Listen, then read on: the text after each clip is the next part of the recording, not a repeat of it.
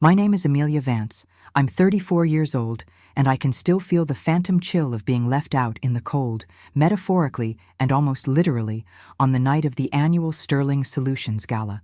It was the event of the year, the one everyone buzzed about for months, a night of designer dresses, flowing champagne, and self-congratulatory speeches. And I, apparently, was not on the guest list. It wasn't a subtle oversight, it was a statement. I saw the embossed invitations on every desk in my department, except mine. When I'd hesitantly asked my manager, Mr. Henderson, if perhaps my invitation had been misplaced, he'd given me that condescending smile, the one that always made me feel about 2 inches tall. "Ah, Amelia," he'd said, his voice dripping with false sympathy. "We had to be a bit selective this year. Budget constraints, you know. Only key personnel." Key personnel, of course, included Jason, the office sycophant who'd taken credit for my last 3 successful projects, and Brenda, whose main contribution was knowing how Henderson liked his coffee. The humiliation was a knot in my stomach, tightening with every cheerful "see you tonight" exchanged around me. That evening, I watched from my dimmed office window as they all streamed out, laughing, adjusting their finery, completely oblivious, or perhaps pointedly ignoring, the one person left behind. I remember Jason catching my eye as he swaggered past with a group, a smirk playing on his lips before he turned away. It felt like a deliberate, collective shunning. They thought I was a nobody, a quiet worker bee, easily dismissed and forgotten, someone whose absence wouldn't even register. They laughed, I'm sure of it, probably made jokes about the workaholic who didn't know how to have fun, or worse, the one who simply wasn't important enough to invite. Little did they know, as they clinked their glasses and patted each other on the back, that the woman they so casually excluded, the woman they deemed insignificant, was about to become the linchpin for the most lucrative client account Sterling Solutions had ever courted.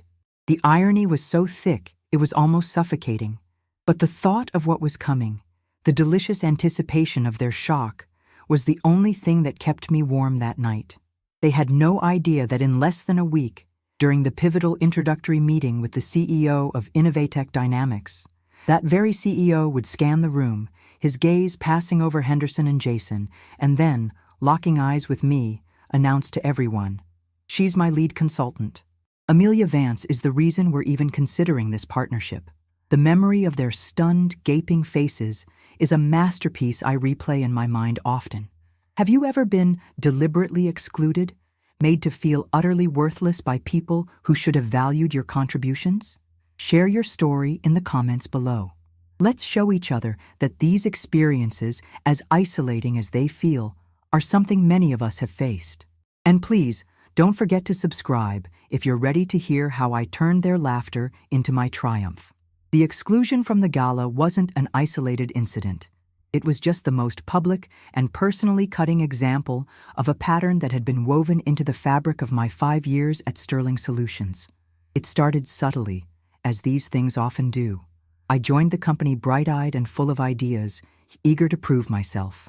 I'd graduated top of my class, had glowing recommendations, and genuinely believed hard work and talent were the keys to success. How naive I was. Mr. Henderson, my department head, had a particular brand of managerial style. He was all smiles and platitudes in company-wide meetings, a champion of teamwork and innovation. But in the trenches, his favoritism was a glaring, unavoidable truth. And his favorite, by a long shot, was Jason.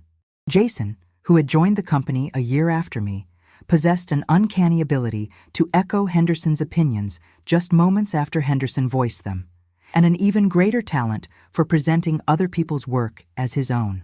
I remember the first major project I poured my heart and soul into, a comprehensive market expansion strategy for a struggling product line. I worked late nights, weekends, buried myself in data, and crafted a proposal I was incredibly proud of. I presented it to Henderson in a one-on-one, feeling a surge of accomplishment. He listened, nodded, asked a few cursory questions, and then said, "Good groundwork, Amelia. Leave it with me." 2 weeks later, at the departmental meeting, Henderson announced a bold new strategy for the product line, and then, with a proud clap on Jason's shoulder, he said, And I want to commend Jason for his innovative thinking and leadership in developing this. Jason, who hadn't contributed a single slide or data point, just beamed and accepted the accolades. When I tried to gently point out my extensive work on the initial proposal, Henderson brushed me off with a vague, "Yes, yes, Amelia, we all contribute to the team effort." My contribution, apparently, was to lay the foundation for Jason's glory. This became the norm.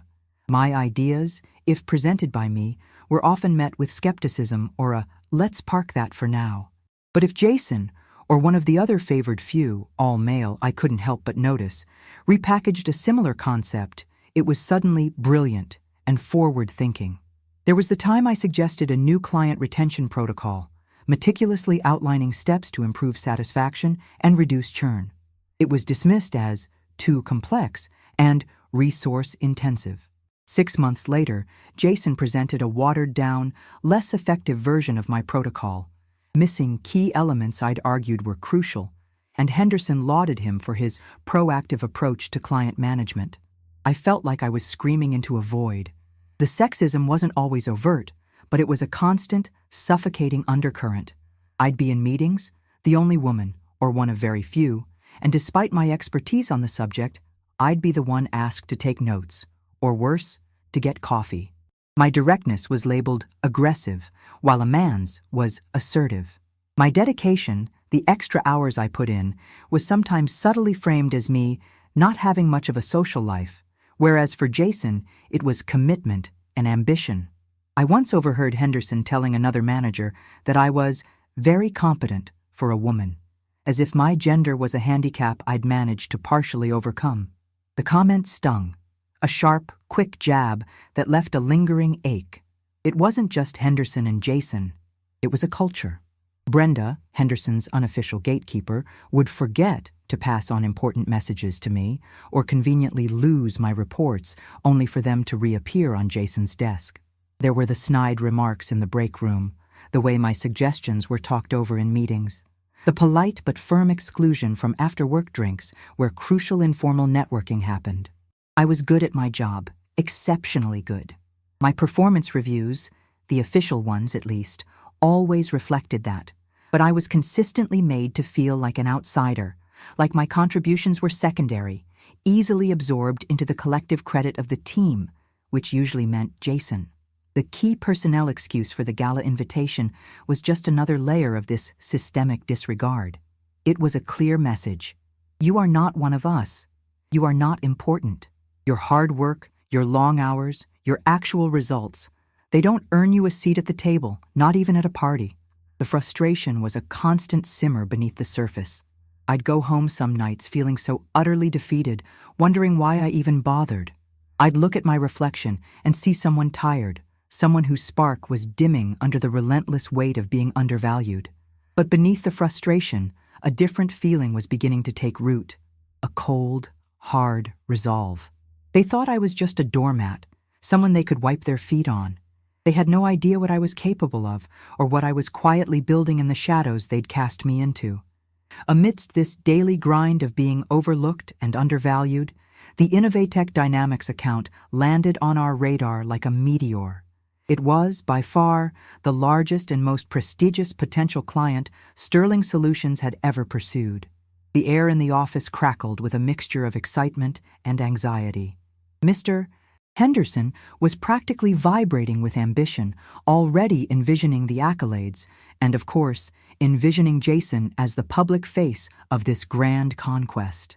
"Jason, my boy," I overheard him booming in his office, door conveniently ajar. "This Innovatech deal will make your career. We're going to put you front and center." Jason, naturally, lapped it up, his smirk growing wider with each passing day. Then came the first real hurdle from Innovatech.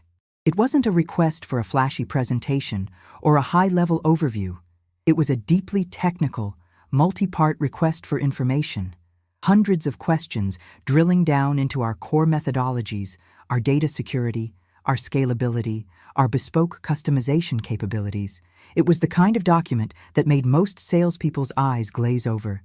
Henderson took one look at the hefty file, sniffed dismissively, and promptly offloaded it.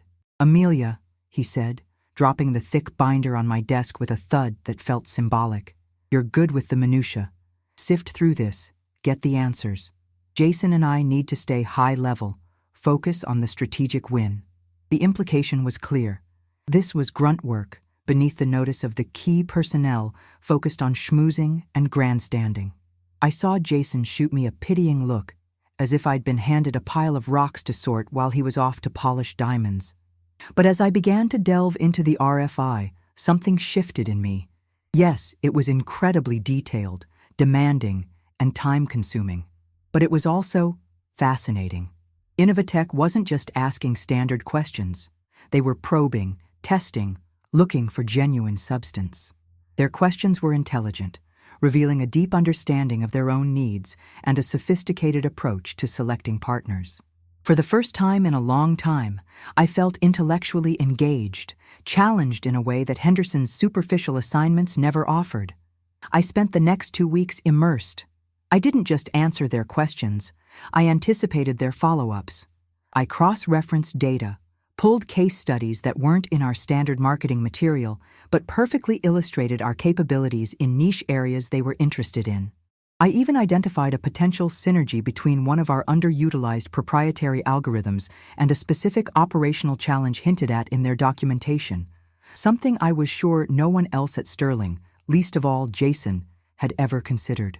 I compiled a response that was not just thorough, but insightful, demonstrating a level of understanding that went far beyond box-ticking. I remember working late into the night, the office quiet and dark, fueled by coffee and a strange sense of purpose. This wasn't for Henderson, or even for Sterling Solutions, not really. It was for me. It was a testament to my own capability, a quiet act of defiance against the narrative they had tried to write for me. When I submitted the completed RFI package, it was over 200 pages long, meticulously organized, and cross-referenced. Henderson barely glanced at the executive summary I'd prepared. Good, Amelia. Send it off. He waved dismissively, already turning his attention back to a call with Jason, presumably discussing which power suit Jason would wear for the initial chemistry meeting Henderson was trying to arrange. A few days later, an email landed in the general departmental inbox, which I monitored because Brenda often missed things addressed to me. It was from Innovatech, a very brief, formal acknowledgement of receipt for the RFI response. Standard procedure. But then, a day after that, another email. This one was different. It was addressed vaguely to RFI Submission Lead, Sterling Solutions. But the sender was Alistair Finch, CEO, Innovatech Dynamics. My heart gave a little flutter. The email contained just 2 highly specific follow-up questions, technical and nuanced, relating directly to a novel solution I had proposed in one of my supplementary appendices. It was clear he had not just skimmed my work, he had read it, and read it carefully. I drafted a concise, equally detailed response. Before sending, I briefly considered looping Henderson in, but a small, rebellious voice inside me said, "No, this is yours." I sent the reply. Within hours, another email from Finch. "Thank you. Impressive clarity, Ms. Vance." My name. He'd used my name. He'd obviously looked up who was behind the submission. It was such a small thing, a few words in an email from a man I'd never met, a man on the other side of a potentially multi-million-dollar deal. But in that moment, it felt like a lifeline. Someone, somewhere, saw the work. Someone valued the substance. Alistair Finch, the CEO of the company everyone was fawning over, had seen my work, and he hadn't dismissed it. He hadn't handed it off to his equivalent of Jason. He'd engaged with it directly. I didn't know then, of course, the full extent of the impact my RFI response had made, or how pivotal that brief, almost anonymous exchange would become. But it planted a seed of hope, a tiny spark in the prevailing gloom. This was my unexpected ally, not a mentor in the traditional sense, but an external validation, a recognition of competence from a place I least expected it, and it came just before the sting of the gala invitation, making Henderson's and Jason's subsequent dismissal all the more short-sighted. The brief email exchange with Alistair Finch was like a secret handshake, a silent acknowledgement that my work had value. While Henderson and Jason were busy strategizing their charm offensive for Innovatech, which mostly involved Henderson loudly coaching Jason on golf handicaps and steak preferences of Innovatech board members he'd read about in business journals, I was engaged in a different kind of preparation. The gala incident, as humiliating as it was, had solidified my resolve. I wasn't just going to survive at Sterling Solutions. I was going to ensure my true contributions were undeniable, at least to those who mattered. After my direct, albeit brief, correspondence with Finch, I started noticing subtle shifts. Innovatech's subsequent communications, while still officially routed through Henderson, began to include highly specific technical queries that Jason, despite his newly inflated ego as the Innovatech lead, clearly couldn't answer. He'd flounder, bluster, and then reluctantly, with a poorly concealed sneer, toss the query to me. "Amelia, can you look into this tech stuff? Keep it simple for them, all right?" he'd say, as if I were incapable of nuanced communication. I'd meticulously craft the replies, sending them back through Jason so he could forward them under his name, as per Henderson's explicit instructions, to maintain a unified front with Jason as the primary contact. It was infuriating to see him take credit, but I played the long game. Each detailed response I drafted was another piece of evidence, another breadcrumb leading back to my expertise. Unbeknownst to them, I wasn't just answering Innovatech's questions. I was actively researching Innovatech dynamics beyond what was publicly available. I delved into their past projects, their technological architecture, as much as I could ascertain from public records and industry papers, their stated future goals, and even the academic publications of some of their key technical staff, including Alistair Finch himself, who, it turned out, had a PhD in a highly specialized field of data science directly relevant to the solutions I'd proposed. This deep dive allowed me to tailor my informal background contributions to be even more insightful, anticipating needs they hadn't even fully articulated yet. I was essentially building a parallel strategy, a more robust and technically sound version of the superficial pitch Jason was being prepped to deliver. I started documenting everything meticulously, every idea stolen, every contribution dismissed, every late night I spent fixing Jason's errors or fleshing out his half-baked concepts for the Innovatech proposal. I kept copies of my original drafts, the email trails where I'd sent fully formed solutions to Jason only to see them appear, slightly reworded, in his presentations to Henderson. It wasn't just about proving them wrong anymore. It was about protecting my intellectual property and, frankly, my sanity. This meticulous record-keeping became my silent weapon. I also began to subtly cultivate relationships outside my immediate department. Sarah from legal, who had once quietly sympathized with me after witnessing Henderson publicly berate me for a minor typo in a report, a typo Jason had actually introduced, became an occasional lunchtime confidant. She didn't offer solutions, but she offered a listening ear, which was more than I got from anyone in my own team. Then there was Mr. Davies, an older semi-retired consultant who Sterling sometimes brought in for specialized projects. He was quiet, observant, and had a reputation for seeing through the corporate bluster. On one occasion, he'd been in the office reviewing some materials for a different client and had overheard Jason struggling to explain a complex technical aspect of our proposal to Henderson. Later, Mr. Davies had found me in the break room and said, "That algorithm you developed for the risk assessment module, Ms. Vance, quite elegant. Reminds me of some early work by," and he named a prominent figure in the field. It was a brief comment, but it spoke volumes. He saw. He understood. These small acknowledgments were like oxygen. The weeks leading up to the big Innovatech presentation were a blur of activity. Jason was preening, practicing his power poses in the reflection of the boardroom window. Henderson was a whirlwind of nervous energy, micromanaging every detail of the presentation slides that were largely based on the technical frameworks I had built, but which now featured Jason's name prominently on every introductory and concluding page. I was assigned the role of technical support, which meant I was to sit in the back, be quiet, and only speak if directly asked a question Jason couldn't deflect. The irony was almost physically painful. They were parading my work, my intellect, but keeping me, the architect of it all, hidden in the shadows. If this story of being sidelined and having your ideas stolen resonates with you, Please hit that like button to support more content that shines a light on these workplace injustices. It truly helps the channel reach more people who need to hear they're not alone. The night before the presentation, I stayed late, long after everyone else had gone home. I wasn't tweaking slides or rehearsing Jason's talking points. I was reviewing my own notes, my own comprehensive understanding of Innovatech's needs, and the innovative solutions I knew Sterling could offer, if only they were presented by someone who truly understood them. I felt a strange calm. I had done the work. I knew its value. The next day, whatever happened, I would be ready. They thought they had me safely tucked away in the background, a silent cog in their machine. They had no idea the cog was about to demonstrate it was actually the engine. The day of the Innovatech presentation arrived with a palpable tension. The main conference room, usually a bland corporate space, had been spruced up. Henderson was pacing, adjusting his tie for the 10th time. Jason stood beside him, looking smug in his most expensive suit, clutching a leather-bound copy of the presentation. My presentation, essentially.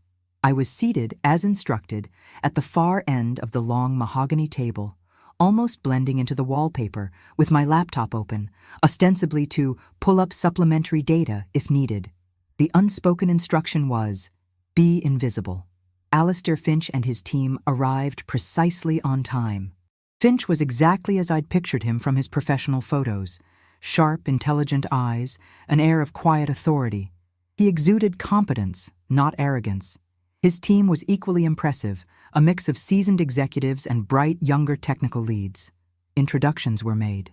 Henderson, all effusive charm, practically bowed as he shook Finch's hand. He then gestured grandly towards Jason. And this is Jason Miller, our lead strategist on this project, a real rising star. Jason will be walking you through our vision today. Jason gave a confident, almost predatory smile.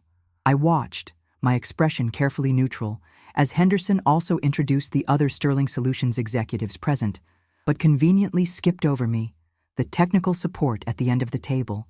Finch's gaze, however, swept the room, briefly pausing on me with a flicker of something. Recognition? I couldn't be sure. Jason launched into the presentation. To give him credit, he had a smooth delivery, polished and confident.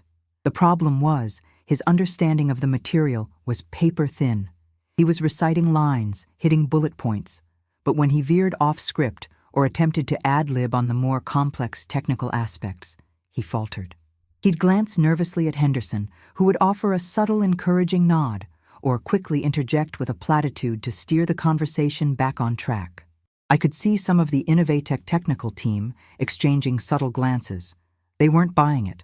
About 20 minutes in, Jason was explaining a slide on data integration, a section I had meticulously detailed, outlining a phased approach using a novel API framework. He was mangling the explanation, reducing a sophisticated strategy to buzzwords. One of Innovatech's technical leads, a sharp woman named Dr. Chen, interrupted him. Mr. Miller, she said, her tone polite but firm.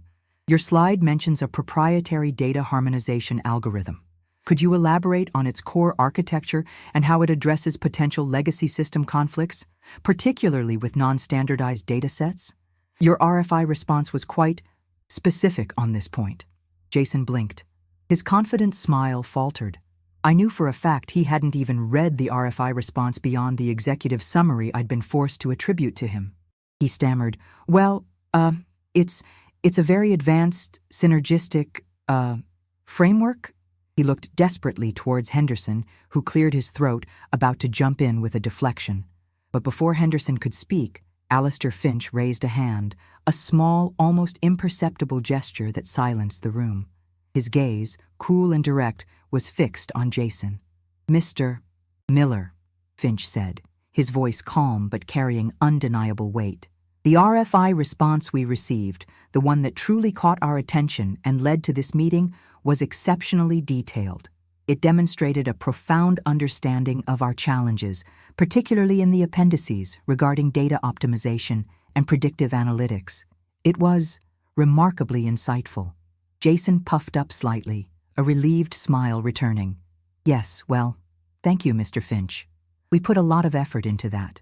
Finch's eyes didn't leave Jason. Indeed. However, the author of that specific detailed technical analysis, the person whose insights on algorithmic efficiency and scalable architecture were particularly compelling, that person doesn't seem to be the one currently speaking. There was a beat of stunned silence. Henderson's face began to pale. Jason looked utterly bewildered, his smile frozen. Finch then slowly turned his head, his gaze sweeping past Henderson, past the other Sterling executives, until his eyes met mine, there at the end of the table. A very faint, almost imperceptible smile touched his lips. "Actually," Alistair Finch announced, his voice clear and resonant in the suddenly silent room, "the depth of understanding in that document, the innovative solutions proposed, came from a Ms. Amelia Vance." He paused, letting the name hang in the air. "Ms. Vance, your analysis of our latent operational bottlenecks was brilliant. In fact," he continued, his gaze still holding mine, then sweeping to include Henderson and the rest of the shocked Sterling team, "Ms. Amelia Vance is the primary reason Innovatech Dynamics is even considering this partnership. We were under the impression she would be leading the technical consultation for this project." The silence that followed was deafening. Henderson looked like he'd been poleaxed. His mouth opened and closed, but no sound came out. His florid complexion had turned a sickly gray. Jason's jaw had literally dropped. He stared at me, his eyes wide with a mixture of disbelief and dawning horror. The smugness had vanished, replaced by a raw, naked shock. The other Sterling executives looked equally stunned, their eyes darting between Finch, Henderson, Jason, and me. I met Finch's gaze, a small, genuine smile finally gracing my own lips. I felt a surge of adrenaline, a wave of vindication so powerful it almost took my breath away. All those late nights, all the stolen ideas, all the casual dismissals and public humiliations, they all culminated in this single, glorious moment. They had laughed when I was excluded from their party. They had dismissed me as insignificant. And now, the CEO of their most coveted client had just publicly declared me the indispensable one, the star they had tried to hide. The looks on Henderson's and Jason's faces, that utter public humiliation, was more satisfying than any gala invitation could ever have been. The air in the conference room crackled. Finch's pronouncement hung there, a spotlight suddenly, blindingly, on me. I took a slow breath, feeling a calmness settle over the adrenaline. This was my moment. Finch gestured invitingly towards the head of the table. "Ms. Vance, perhaps you could walk us through your proposed solutions in more detail. We're particularly interested in your phased implementation strategy for the predictive maintenance module." Henderson finally found his voice, a strangled, sputtering sound. "Mr. Finch, I assure you, Jason is fully briefed. Amelia has been supporting the team." His attempt to regain control was pathetic. Finch didn't even glance at him. His focus was entirely on me. "Ms. Vance?" he prompted gently. I stood up, my legs feeling surprisingly steady. I walked to the head of the table, past a still-frozen Jason and a visibly deflating Henderson. I connected my laptop to the projector. The presentation that appeared on the screen wasn't Jason's watered-down version. It was mine, the one I had prepared, filled with the depth and nuance Finch had recognized. "Thank you, Mr. Finch," I said, my voice clear and confident. "I'd be delighted to." For the next hour, I commanded that room. I didn't just present, I engaged. I answered Dr. Chen's complex questions with ease, delved into the technical architecture, discussed potential challenges, and my preemptive solutions. I spoke with passion and precision about the work I had poured myself into. I could feel the Innovatech team leaning in, their initial polite interest transforming into genuine engagement. They asked insightful questions, and I provided substantive answers. It was a true dialogue, a meeting of minds. Out of the corner of my eye, I saw Henderson slump in his chair, his face a mask of disbelief and dawning fury. Jason looked like a ghost, all color drained from his face. He kept staring at me, then at Henderson, then back at me, as if trying to comprehend how the world had just tilted on its axis. The other Sterling executives were attempting to look professional, but their discomfort was palpable. The power dynamic in the room had irrevocably shifted. The technical support was now leading the charge, and the rising star was a rapidly fading ember. When I concluded, there was a moment of silence, then Alistair Finch smiled broadly. "Excellent, Ms. Vance. Truly excellent. That's the kind of strategic thinking and technical depth we're looking for." He turned to his team. "I believe we have a very strong basis for moving forward." They murmured their agreement. The deal wasn't signed and sealed yet, but the intent was clear. As the Innovatech team prepared to leave, Finch made a point of shaking my hand warmly. "We'll be in touch very soon, Ms. Vance. I look forward to working with you directly." The emphasis on directly was not lost on anyone. The moment the door closed behind them, Henderson erupted. "What in God's name was that, Amelia? You deliberately undermined Jason. You went behind our backs." I turned to face him, my newfound confidence a shield. "Mr. Henderson," I said, my voice calm but firm. "I did nothing of the sort. Mr. Finch recognized the author of the work he valued. I simply presented that work accurately when asked. The RFI response, the core strategy, the technical solutions, they were mine. Jason was presenting a superficial summary of my efforts." Jason, finally finding his voice, sputtered, "That's not true. I led this. You were just support." "Really, Jason?" I countered, my voice laced with ice. "Then perhaps you can explain the core principles of the data harmonization algorithm I detailed in Appendix C? Or the specific scalability concerns for the predictive analytics module that Mr. Finch found so compelling?" Jason's mouth flapped open, then closed. He had no answer. He looked to Henderson for support, but Henderson himself looked cornered. This is insubordination, Amelia," Henderson blustered, though his voice lacked its usual authority. "No, Mr. Henderson," I replied, standing my ground. "This is competence being recognized. For years, my work has been either dismissed or appropriated. Today, the client themselves identified the true source of the value. If Sterling Solutions wishes to secure the Innovatech account, and I believe it's the largest potential account in this company's history, then I will be leading it. My terms will be a formal promotion to lead strategist, a significant salary increase commensurate with that role and the value I bring, and a dedicated team chosen by me. And Jason," I added, turning to him, "will no longer be taking credit for my work." Henderson stared at me, aghast. "You can't make demands like that." "Actually," I said, a cool smile playing on my lips, "I believe I can. Mr. Finch made it quite clear who he wants to work with. The choice, of course, is Sterling Solutions." I picked up my laptop. "I'll expect your decision by the end of the day." I then walked out of the conference room, leaving them in stunned silence. The walk back to my desk felt like a victory lap.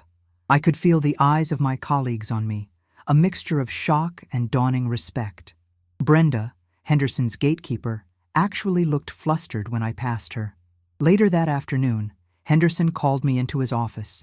He looked defeated. The fight had gone out of him. "Amelia," he began, his voice subdued, We value your contributions. The company has decided to meet your requests. Congratulations on your promotion to lead strategist." It was a capitulation, not a celebration, but it was a start. The apology I received from Jason was even less sincere. A mumbled, "Sorry if there was any misunderstanding about project roles." I just looked at him until he squirmed and then dismissed him. I wasn't interested in fake apologies. I was interested in respect and recognition, and those I had finally earned, not by being quiet and compliant, but by letting my work speak so loudly it couldn't be ignored. The dynamics had indeed changed. I was no longer the invisible woman. I was the woman who held the keys to the biggest deal in the company, and they knew it. My journey at Sterling Solutions was far from over that day, but it had fundamentally changed. I got my promotion, my raise, and the authority to build my team for the Innovatech account, which we did secure, largely on the terms I negotiated with Alistair Finch directly. It became the most successful project in Sterling's portfolio, and yes, I made sure my name and the names of my carefully selected team members were front and center on every success metric. Henderson never regained his former bluster with me. There was a grudging, wary respect in his interactions. He knew I had the ear of our biggest client, and he knew I wasn't afraid to use my leverage. Jason was eventually moved to a different department, focusing on internal projects, which was corporate speak for being sidelined. He couldn't quite meet my eye for months. The culture of favoritism didn't vanish overnight, of course. These things are deeply ingrained. But my success, and the very public way it came about, sent a ripple through the company. Other women, other quietly competent people who had been overlooked, started to find their voices, started to push back a little harder. It wasn't a revolution, but it was progress. Looking back, that night of the gala, the sting of exclusion, feels like a distant memory, a catalyst, rather than a scar. It fueled a fire in me, a determination to prove my worth, not just to them, but to myself.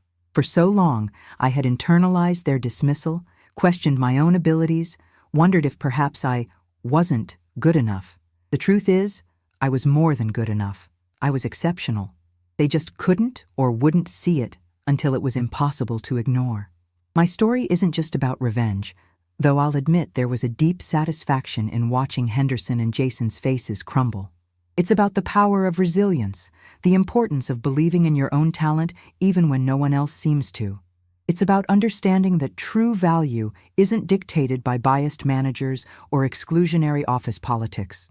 It's proven through competence, dedication, and an unwavering commitment to your own standards of excellence. Sometimes the greatest victories come not from shouting the loudest, but from doing the work so thoroughly, so brilliantly, that the results speak for themselves, drowning out all the noise of detractors. The corporate world can be a brutal place, especially if you don't fit the traditional mold of who should be in power. There will always be Hendersons and Jasons, people who will try to diminish you, steal your light, or make you feel small. But there will also be Alistair Finches, people who recognize and value true talent, irrespective of internal politics or superficial appearances. The key is to keep honing your craft, to keep building your silent rise, so that when your moment comes, you are more than ready to seize it. What would you have done in my place? Would you have confronted Henderson sooner, or played the long game as I did? I'd love to hear your thoughts in the comments. And if my story of turning the tables resonated with you, if you've ever felt undervalued and fought for your recognition, please share your own experience. Let's create a community here where we can lift each other up and celebrate these hard-won triumphs. Don't forget to subscribe for more stories of empowerment and satisfying comeuppance. Your voice matters, your work matters, and you are not alone.